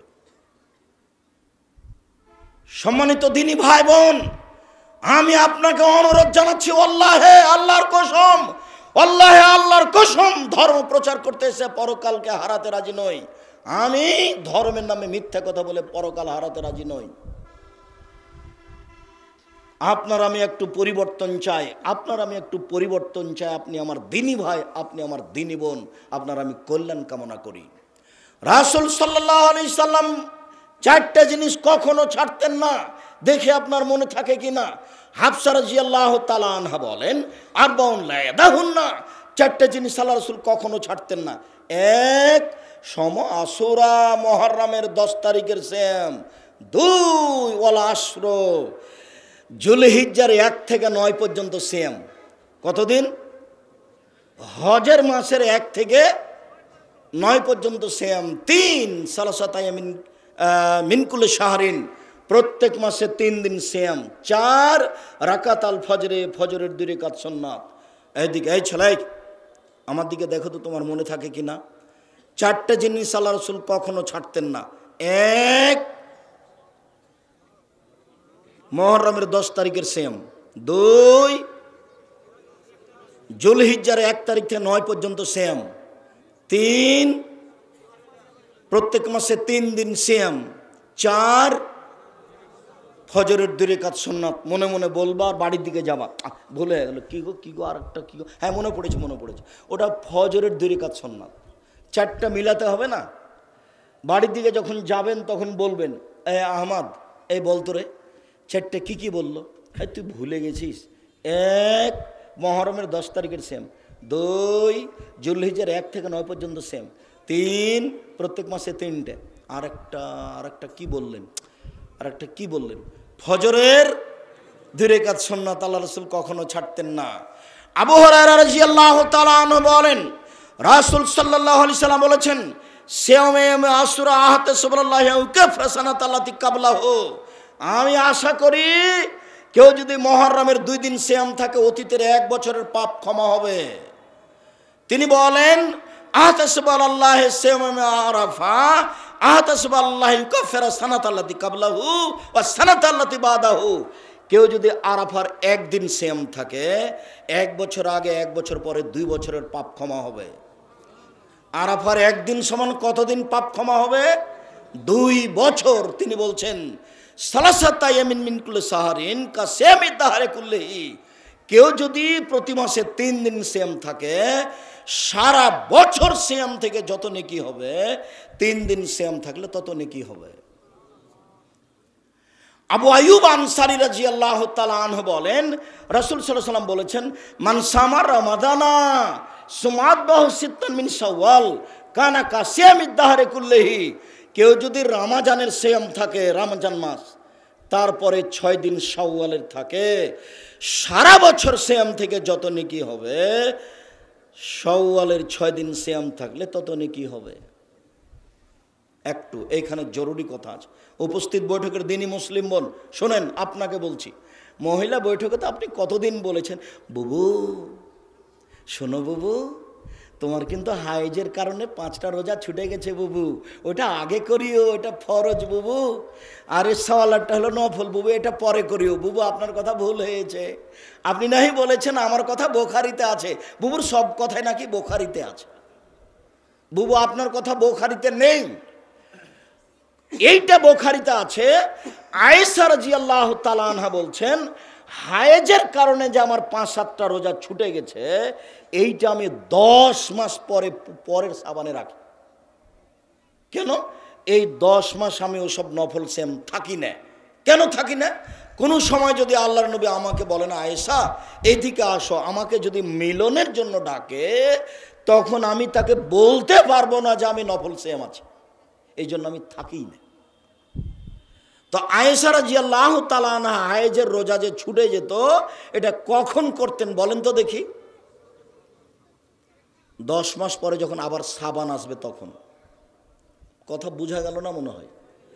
তো এই বুবু কেন বলল যে বুবু আগে ফরজ রোজা বুবু, তারপরে নফল রোজা বুবু? বুবুর সব কথাই নাকি বুখারীতে আছে, বুবুর কথা বুখারীতে নেই। আব্দুর রাজ্জাক সাহেব, আপনি কি আমার বক্তব্য ব্যঙ্গ করছেন? জি, আপনার বক্তব্যকে আমি অমান্য করলাম। কে বলেছে আপনাকে এইভাবে বক্তব্য দিতে মহিলাদের সামনে? আপনি কে তদন্ত করেছেন? কেন আপনি বলতে যাবেন এখান থেকে ওখানে, এই জেলা থেকে ওই জেলা? কে আপনাকে এই দায়িত্ব দিল? আল্লাহর নবী, আল্লাহে আল্লাহর কসম, আল্লাহে আল্লাহর কসম, আল্লাহে আল্লাহর কসম, আল্লাহর নবীর একসাথে 11 জন স্ত্রী ছিলেন, 11 জন। কেউ দিন প্রচার করার জন্য বাড়ি থেকে অন্য জায়গায় যাননি। যদি প্রমাণ হয়ে যায়, আমি আব্দুর রাজ্জাক বিন ইউসুফ আর বক্তব্য দিব না। যদি প্রমাণ হয়ে যায় যে গেছিল, আমি আব্দুর রাজ্জাক বিন ইউসুফ আর কোনোদিন বক্তব্য দিব না। মহিলারা বলেছিল, পুরুষরা আপনার পাশে বসে দিন ধর্ম শিখে নিল, আমরা বসতে পারি না, আমরা কি করব? পুরুষেরা আপনার পাশে বসে দিন ধর্ম শিখে নিল, আমরা তো বসতে পারি না, আমরা কি করব? তখন আল্লাহ রাসূল বলছেন, এই শোনো শোনো, তুমি একটা বাড়ি ঠিক করো তো, অমুকের বাড়িতে তোমরা বসিও, আমি যাব তোমাদের দিন ধর্ম শিখিয়ে দিব। তখন আল্লাহ রাসূল বললেন না, আমি আয়েশাকে পাঠিয়ে দিব, তোমরা সেখানে দিন ধর্ম শিখিয়ে নিও। শোনো মহিলারা, তোমরা অমুকের বাড়িতে বসিও, আমি আয়েশাকে পাঠিয়ে দিব, তোমরা দিন ধর্ম শিখে নিও। এই কথা তিনি বললেন না, তিনি বললেন তোমরা অমুকের বাড়ি নির্ধারণ করো, সেখানে বসিও, আমি যাব তোমাদের দিন ধর্ম শিখিয়ে দিব। এই কথা মুহাম্মদ সাল্লাল্লাহু আলাইহি সাল্লাম বললেন, হাদিস বুখারী মুসলিম। অতএব আপনি আমার দিনী বোন, আপনাকে আমি সম্মান করি, এ কথাই ঠিক, আপনাকে আমি অপমান করি না, এ কথাই ঠিক। আপনি বাড়িতে বসে আয়েশার মতো পাড়ার মহিলাকে দিন ধর্ম শিখান, তবে আপনি বই পুস্তক পড়ে দেখে শুনে শিখান। খবরদার আপনি মিথ্যা দোয়া শিখাবেন না, মিথ্যা কথা শিখাবেন না। বুবু মাগরিবের পরে যদি 6 রাকাত সুন্নাত পড়ো বুবু, তাহলে 12 বছরের নেকি হবে বুবু, বুবু জাহান্নামে চলে যাও বুবু। জাল হাদিস দিয়ে আপনি জাতির সামনে ধর্ম প্রচার করিয়েন না। আপনি আমার দিনী বোন, আপনি বলবেন এই কথা, বুবু শোনো, দিন রাতে 12 রাকাত সুন্নাত, জোহরের আগে 4, পরে 2, এ হলো 6, মাগরিবের পরে 2, এ হলো 8, এশার পরে 2, এ হলো 10, ফজরের আগে 2, এ হলো 12 রাকাত সুন্নাত পড়ো বুবু। প্রত্যেক 12 সমান একটা জান্নাতে ঘর, প্রত্যেক 12 সমান জান্নাতে একটা ঘর, হাদিস সহিহ। কথা বুঝতে পারলেন না? আর যদি বুবু জোহরের আগে 4 রাকাত পড়ো, জোহরের পরে 4 রাকাত পড়ো, তার মানে 8 রাকাত যদি সুন্নাত পড়ো, জোহরের আগে 4 পরে 4, তাহলে জাহান্নামী হারাম। তাহলে জাহান্নামী হারাম। আব্দুর রাজ্জাক সাহেব থামেন থামেন থামেন, আপনার একটা কথা বুঝতে পারি না, আপনি কথাটা আবার বলেন তো। আপনি বলেছেন যে সূর্য ঢোলার সাথে সাথে 4 রাকাত পড়তে হবে, এইটা নাকি তাহাজ্জুদের সমান নাকি পাওয়া যাবে, তো এটা কি জোহরের সুন্নাত? জি না, ওটা জোহরের সুন্নাত নয়। সূর্য ঢোলার সাথে সাথে একবারে 12টা 5-10 দিকে 4 রাকাত পড়ে নেবেন, এটা হলো ভিন্ন। এটা কেন আব্দুর রাজ্জাক সাহেব, এটা কেন? এটা হলো এখন জান্নাতের এখন আকাশের সব দরজা খুলে দেওয়া হয়েছে, এখন 4 রাকাত পড়ে যা বলবেন সেটাই পাবেন, যা বলবেন সেটাই পাবেন, যা বলবেন সেটাই পাবেন, এই জন্য 4 রাকাত। আমার এটাতে নেকি হবে তাহাজ্জুদের সমান।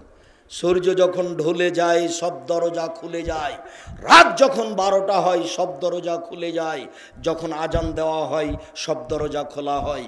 এই সময়ে যে যা চাইবে সেই পাবে, যে যা চাইবে সেই সেটা পেয়ে যাবে। শুনুন, ইসমে আজম পড়ে দোয়া করলে সব কিছু পাওয়া যায়। ইসমে আজম পড়ে দোয়া করলে সব কিছু পাওয়া যায়। ইসমে আজম আল্লাহুম্মা ইন্নী আসআলুকা বিআন্নাকা আনতাল্লাহ লা ইলাহা ইল্লা আনতাল আহাদুস সামাদুল্লাযী লাম ইয়ালিদ ওয়া লাম ইউলাদ ওয়া লাম ইয়াকুল লাহু কুফুয়ান আহাদ, এর নাম ইসমে আজম। তবে ইসমে আজম ওটাকে বলা হয় লা ইলাহা ইল্লা আনতা সুবহানাকা ইন্নী কুনতু মিনাজ জালিমিন। বিপদে পড়ে যদি কেউ দোয়া করে, আল্লাহ বলছেন যে কোনো ব্যাপারে আমাকে বললে আমি তাকে বাঁচিয়ে দেব। আমি ইউনুসকে বাঁচিয়ে দিয়েছি মাছের পেট থেকে। ইউনুস যদি মাছের পেটে এই দোয়া না পড়তো, আমি আল্লাহ ইউনুসকে কিয়ামত পর্যন্ত মাছের পেটে রেখে দিতাম। ও যখন বলতে লাগলো মাছের পেটে লা ইলাহা ইল্লা আনতা সুবহানাকা ইন্নী কুনতু মিনাজ জালিমিন, তখন আমি তাকে মাছের পেট থেকে বের করে দিলাম। পৃথিবীর যে কোনো মানুষ যদি বিপদে পড়ে বলে লা ইলাহা ইল্লা আনতা সুবহানাকা ইন্নী কুনতু মিনাজ জালিমিন, তাহলে আমি তাকে বিপদ থেকে বাঁচিয়ে দেব। কতবার আব্দুর রাজ্জাক সাহেব? বেহি হিসাব, 2বার 5বার নয়। বিপদ যেমন বলবেন তেমন, 2বার 1বার নয়। দোয়া ইউনুস মানে 1.25 লক্ষ, মানে জাহান্নামে চলে গেছে। খবরদার 1.25 লক্ষ নয়, 1.25 কোটি বার হোক না কেন বলতেই থাকবেন। রাসূল সাল্লাল্লাহু আলাইহি সাল্লামকে জিজ্ঞাসা করা হলো, আল্লাহ রাসূল আপনি একটু বলেন তো সবচেয়ে দামি সম্পদ কি যেটা সঞ্চয় করে রাখবো? বলেন তো আল্লাহর নবী সবচেয়ে দামি সম্পদ কি যেটা সঞ্চয় করে রাখবো? তখন আল্লাহ রাসূল বলছেন, শোনো আমি তোমাদের বলে দিচ্ছি সবচেয়ে দামি সম্পদ যেটা সঞ্চয় করে মানুষ রাখে, 1 লেসানুন যাকির, ওই জিহ্বা, যে জিহ্বা বলতে পারে সুবহানাল্লাহ, আলহামদুলিল্লাহ, আল্লাহু আকবার, আস্তাগফিরুল্লাহ।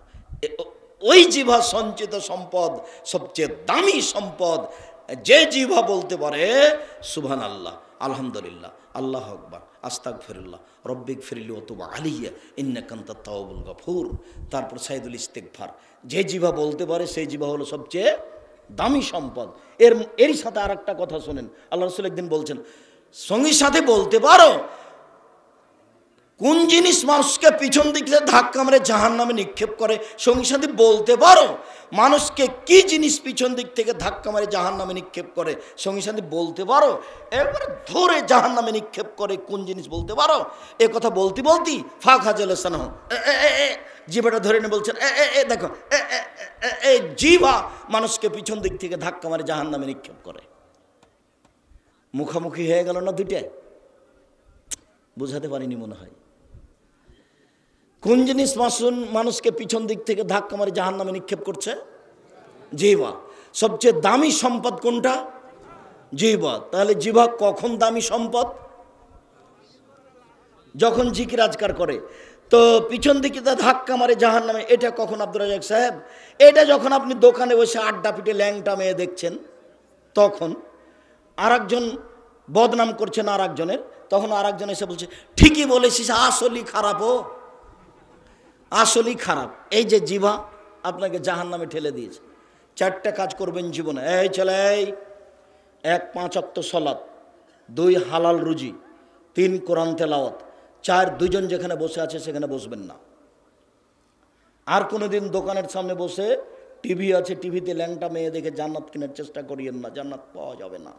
রং মাখানো মেয়েকে নিয়ে মেয়েকে দেখে ইমান ধ্বংস করে জান্নাতের এত দামি মেয়ে পাওয়ার হিসাব করিয়েন না।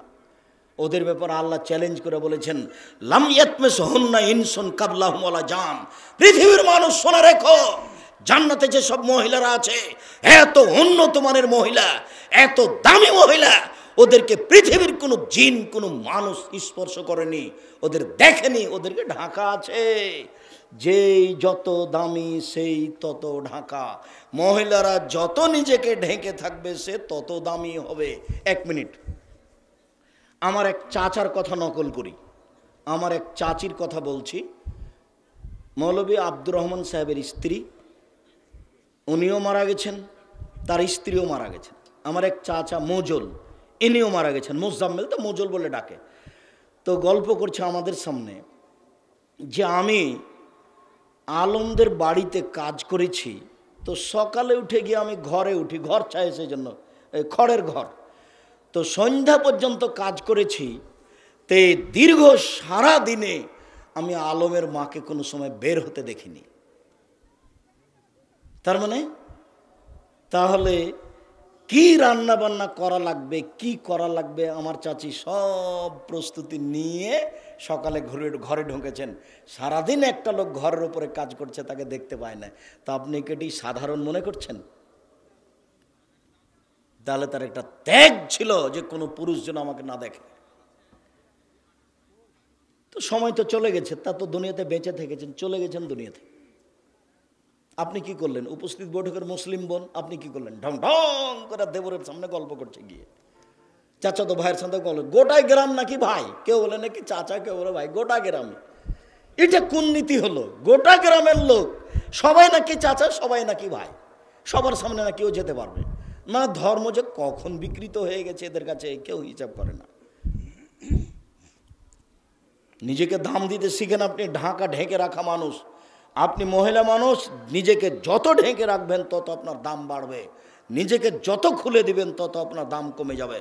বলছিলাম সম্মানিত দিনী ভাই বোন, রাসূল সাল্লাল্লাহু আলাইহি সাল্লাম বলেন, পৃথিবীর মানুষ তোমরা বৃহস্পতিবার সোমবার সিয়াম থাকো।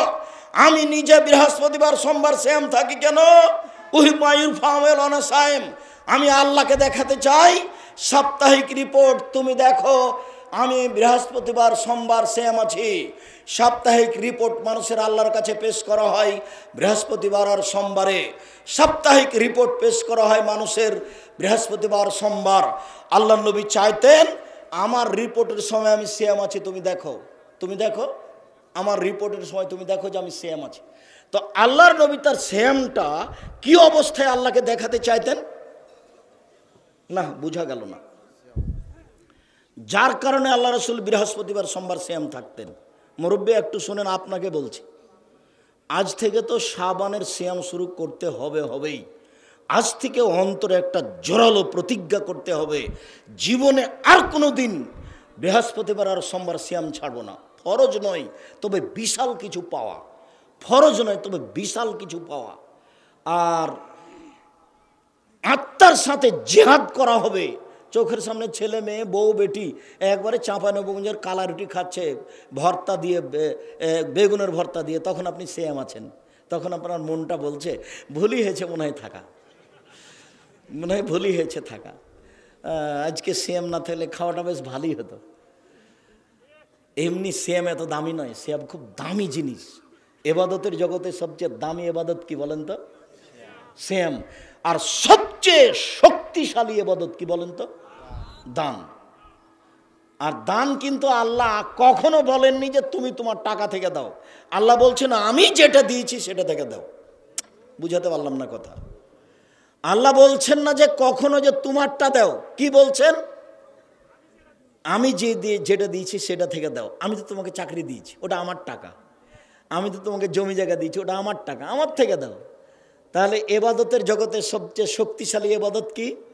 দান। এবাদতের জগতে সবচেয়ে দামি এবাদত কি? সিয়াম। আর সবচেয়ে আল্লাহকে সন্তুষ্ট করা যায় কি করলে? কান্নাকাটি করে বললে, কান্নাকাটি করে বললে, কান্নাকাটি করে বললে। কান্না এটা করে রাতে কিছু বলেন, 2 রাকাত সালাত আদায় করেন রাতে, ভালো ভালো মানুষ যারা তাদের তালিকা আপনার নাম দিয়ে দেওয়া হবে। 2 রাকাত রাতে উঠে 2 রাকাত সালাত আদায় করবেন। আল্লাহ রাসূল বলছেন কুতিবা মিনাজ যাকিরিনা যাকিরাত, যারা ভালো ভালো মানুষ তাদের নামে তালিকা দিয়ে দেওয়া হবে। এবার শেষ হাদিস। সম্মানিত দিনী ভাই বোন, এবার মুহররমের সিয়াম, এবার শাবান মাসের সিয়াম। রাসূল সাল্লাল্লাহু আলাইহি সাল্লাম পুরো শাবান সিয়াম থাকতেন। আয়েশা রাদিয়াল্লাহু তাআলা আনহা বলেন পুরো শাবান সিয়াম থাকতেন, তবে কয়েকদিন বাদ দিয়ে। উম্মু সালমা রাদিয়াল্লাহু তাআলা আনহা বলেন লা ইয়াসুমু শাহরাইনে মুতাতাবিআইনে, আল্লাহর নবী পুরো 2টা মাস সিয়াম থাকতেন না, শাবান এবং রমজান ছাড়া। শেষ কথা, ওসামা বিন যায়েদ রাদিয়াল্লাহু তাআলা আনহু বলেন আমি আল্লাহর নবী, এই ছেলে জিজ্ঞাসাটা আবার আপনি বলেন তো, আল্লাহর নবী আপনি শাবান মাসে এত বেশি সিয়াম থাকেন কেন, অন্য মাসে তো থাকেন না? জব দাকা শাহরুন, এইটা একটা মাস, এক ফলন না সুফিয়ে মানুষ তাতে গাফেল থাকে। এইটা একটা মাস, মানে রাজব আর রামাজান, রজব ও রামাজানের মাঝে। এই ছেলে, কেউ যদি রজব মাসে রোজা থেকেছে তাহলে তার কাবিরা গুনাহ হয়েছে, তওবা করতে হবে। উপস্থিত বৈঠকের মুসলিম বোন, আপনার নাকি মহিলা বৈঠকে আপনি নাকি এভাবে বলেছেন, বুবু 27শে রজব রোজা থাকো বুবু, সব পাপ ক্ষমা হয়ে যাবে বুবু, এই কথা বলেছেন নাকি? আপনার কথা তো এভাবে নকল করছে মানুষে, যে মহিলা বৈঠকে উনি রজব মাসে রোজা থাকতে বলেছেন। রজব মাসে রোজা থাকা বিদাত, কাবিরা গুনাহ, তওবা করতে হবে। এইবার রোজা থাকার সময় চলে এসেছে, দেখেন সিয়াম থাকার। আল্লাহর নবী শাবান মাসে আপনি এত কেন সিয়াম থাকেন? তখন তিনি বলছেন আরে শোনো, যাকা শাহরুন তুরফাউল আমালা ইলা রাব্বিল আলামিন ওয়া উহিব্বু ইরফাল আমানা সায়েম, বাৎসরিক রিপোর্ট পেশ করা হয় শাবান মাসে। আমার মন চাই বাৎসরিক রিপোর্টের সময় আল্লাহ দেখুক আমি সিয়াম আছি। আরে শোনো, বাৎসরিক রিপোর্ট পেশ করা হয় শাবান মাসে, আমার মন চাই আমার রিপোর্টটা আল্লাহ দেখুক সিয়াম অবস্থায়। আল্লাহর নবীর জানা ছিল না সেদিন 15ই শাবান, যার কারণে তিনি বেশি বেশি সিয়াম থাকতেন রিপোর্ট ধরার জন্য। যার কারণে তিনি বেশি বেশি সিয়াম থাকতেন রিপোর্ট ধরার জন্য। কিভাবে ভারত, বাংলাদেশ, পাকিস্তানের হুজুরের জেনে নিলেন সেদিন নাকি 15ই শাবান। তাই তারা কলকারখানা, অফিস, আদালত, কোর্ট কাছারি, শিক্ষা প্রতিষ্ঠান বন্ধ করে রাতে গোসল করে আতর গোলাপ মেখে দিনে রোজা থাকে। একবার নগদ মিথ্যে। মন খারাপের কিছু নেই, কথা ফিরিয়ে নিতে হবে না। শুনুন, মন খারাপ করে কোনো লাভ নাই, কথা ফিরিয়ে নিতে হবে না। শাবান মাসে আল্লাহ রাসূল কেন বেশি সিয়াম থাকতেন? উত্তর দিতে পারবেন? উত্তর দিতে পারবেন না? কেন বেশি থাকতেন? রিপোর্ট ধরার জন্য। তবে তার জানা ছিল না সেদিন কোন দিন, যার কারণে বেশি বেশি রিপোর্ট ধরাই লাগবে, রিপোর্ট ধরাই লাগবে। আমি দেখেই ছাড়বো। আমার বাৎসরিক রিপোর্টের সময় তুমি দেখো আমি সিয়াম আছি, আমার বাৎসরিক রিপোর্টের সময় তুমি দেখো আমি সিয়াম আছি। সম্মানিত দিনী ভাই বোন, আমি আপনাদের আলোচনার শেষের দিকে চলে আসলাম। আমার মনে বড় স্বাদ, এদেশের মাটিতে আমি উন্নত মানের প্রতিষ্ঠান গড়বই ইনশাআল্লাহ, যেখানে ছেলেমেয়েরা বাংলা, ইংরেজি, আরবি উন্নত মানের শিক্ষা অর্জন করে জাতির অন্যায়ের বিরুদ্ধে লড়বে। মুখে কলমে মিডিয়ায়, মুখে বললাম, কলম এই যে ডান দিকে দেখতে পাচ্ছেন আপনি, কোনো সময় মনে করবেন না আল্লাহর কসম একটা বাক্য আমি অপ্রয়োজনীয় লিখিনি। মাসিকা লিতে সম্পত্রিকা 25 টাকা নেক 30 টাকা নেক সবাই নিয়ে যাবেন। আর সলাতের বইটা আমার জীবনে একটা সাধ ছিল, আমি নামাজের উপরে একটা বই লিখব, সেটাই সলাতের বই। আর আমার নতুন যেটা বই সেটা হলো উপদেশ।